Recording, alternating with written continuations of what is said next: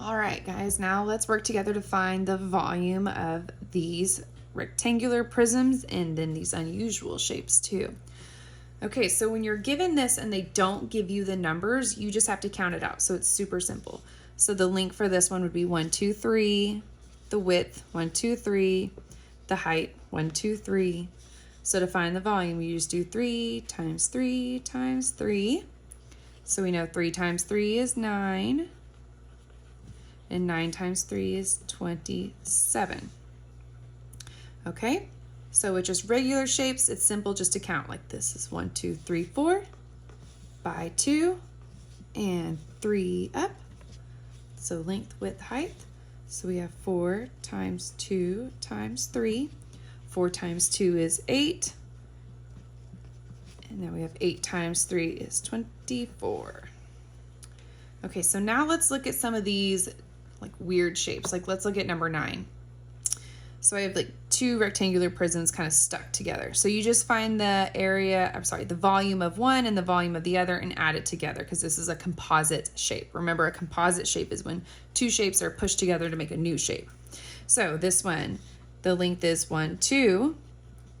The width is just 1. You can see it's just 1 wide. So I'll just write a 1 over here. And high, it's 1, 2, 3, 4, 5 high. Okay, so this would just be 2 times 1 times 5. 2 times 1 is 2. 2 times 5 is 10. So the volume for this taller figure is 10. Now this one over here, it's just a 2 by 2, and it's only 1 tall. So you just do 2 times 2 times 1. 2 times 2 is 4. 4 times 1 is 4. So now we take the volume of both figures and add it together. So it's 10 plus 4, and your answer is 14.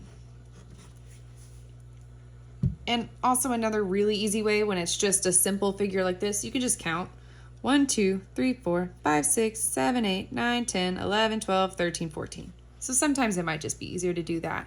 But with more complex shapes, like when they get deeper, it might be harder to count them like that. So let's look at number 10. So the length for this one on the left is 2.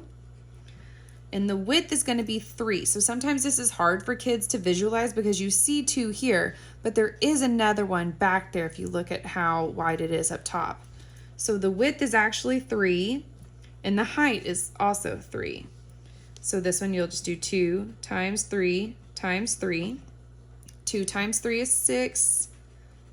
And then we'll do 6 times 3 is 18. So that's the volume for the first prism. And now we're going to look at this one. So the length is 2.